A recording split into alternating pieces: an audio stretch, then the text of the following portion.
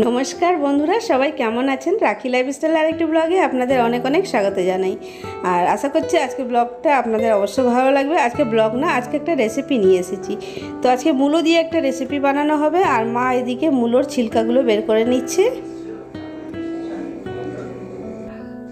তো আজকে বানানো হবে মূলোর পকোড়া বা বড়া।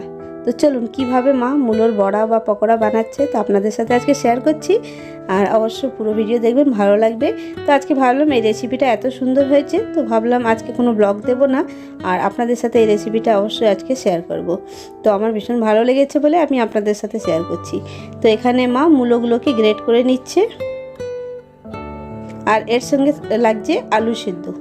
তো মূলোর সঙ্গে একটু আলু সিদ্ধ লাগবে, আর এইভাবে বানিয়ে দেখবেন, দারুণ লাগে খেতে। আর কি কি দেওয়া হবে এর মধ্যে মশলা আপনাদের সাথে অবশ্যই শেয়ার করব। তো মূলোগুলোকে আগে গ্রেট করে নিয়েছি, আর এবার আলুকে গ্রেট করে নেব। তো এটা সেদ্ধ করা আলু ছিল, মা আগে থেকে আলুটা সেদ্ধ করে রেখেছিল। আর এই মূলোটা যে মা চিপে চিপে জলটাকে বের করে নিচ্ছে। তো মূলোর জল বের করে নিতে হবে, আর একদম জলটা চিপে বের করে নিতে হবে।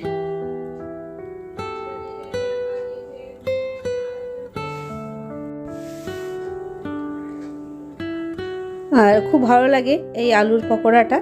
আর আগেও মা বানিয়েছিল, তো রেসিপিটা আপনাদের সাথে শেয়ার করতে পারিনি, তো ভাবলাম আজকে এই রেসিপিটা আপনাদের সাথে অবশ্যই শেয়ার করব। আর অবশ্য ট্রাই করে দেখবেন, ভীষণ ভালো লাগবে। আর একবার করে দেখবেন, সত্যি ভালো লাগবে।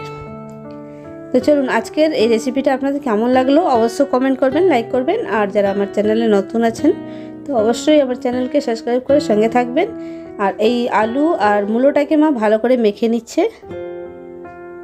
তো ভালো করে এটাকে মেখে নেবে। চলুন এর মধ্যে কি কি অ্যাড করা হচ্ছে আপনাদের সঙ্গে আমি শেয়ার করছি।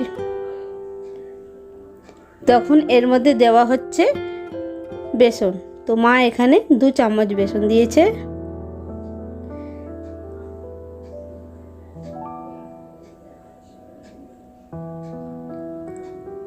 তার সাথে দেবে মা এখানে চালের আটা।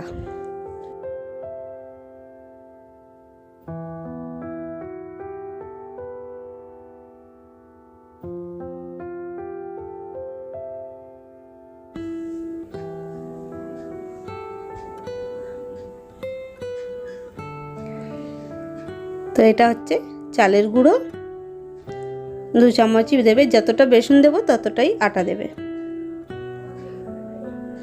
আর এর মধ্যে অ্যাড করছে পরিমাণ মতন লঙ্কা। তো লঙ্কা যেভাবে মানে যে যেরকম ঝাল খাবে সেই হিসাবে লঙ্কা, কাঁচা লঙ্কা কুচি কুচি করে আমি কেটে কেটে দিয়েছি কাঁচা লঙ্কা।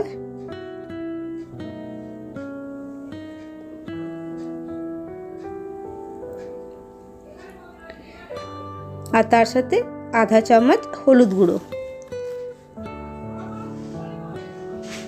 আর দেবে পরিমাণ মতন লবণ। তো এইভাবে এটা বানিয়ে দেখবেন, অবশ্যই ভালো লাগবে। তো এটা হবে পকোড়া। আর হ্যাঁ, আর একটা জিনিস অ্যাড করেছে মা এর মধ্যে, পোস্ত। তো 1 চামচ পোস্ত দিয়েছে।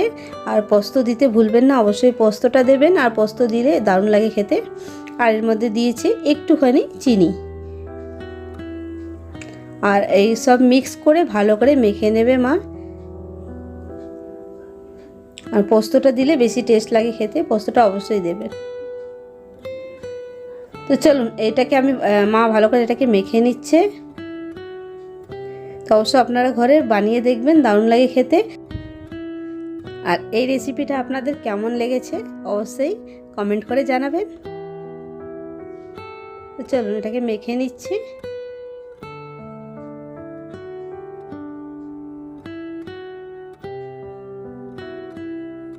তো এটা ভালো করে মাখতে হবে, মেখে 5 মিনিটের জন্য রেস্টে এটাকে রেখে দেব।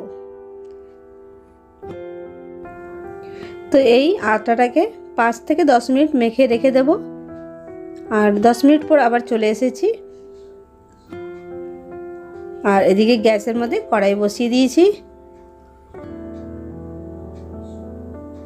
আর তেল গরম করতে বসিয়ে দিলাম। তো এটা রিফাইন্ড অয়েলেই হবে, সাদা তেলেই হবে। আর দারুণ লাগে খেতে, কিন্তু মিস করবেন না কিন্তু রেসিপিটা পুরোটা দেখবেন, ভালো লাগবে অবশ্যই।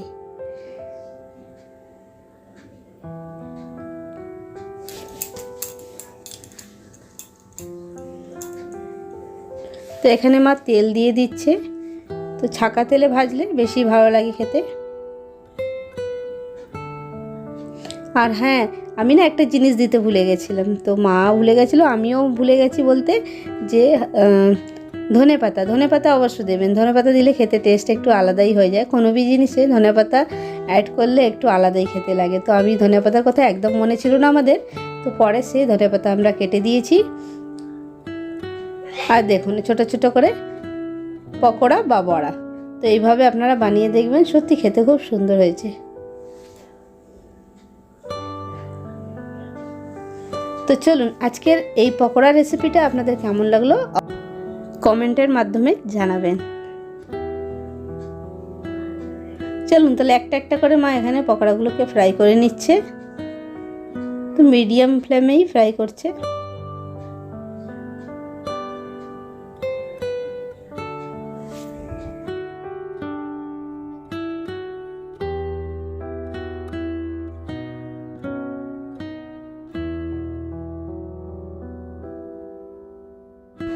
তো এরকমভাবে যদি পকোড়া বানান তাহলে গরম গরম ভাতে বা গরম গরম চায়ের সঙ্গে দারুণ লাগবে গরম গরম পকোড়া। তো সবাইকে ভালো লাগবে, বাচ্চাদেরও ভালো লাগবে, বড়দেরও ভালো লাগবে। দারুণ একটা রেসিপি, অবশ্য আপনারা ট্রাই করে দেখবেন, ভালো লাগবে।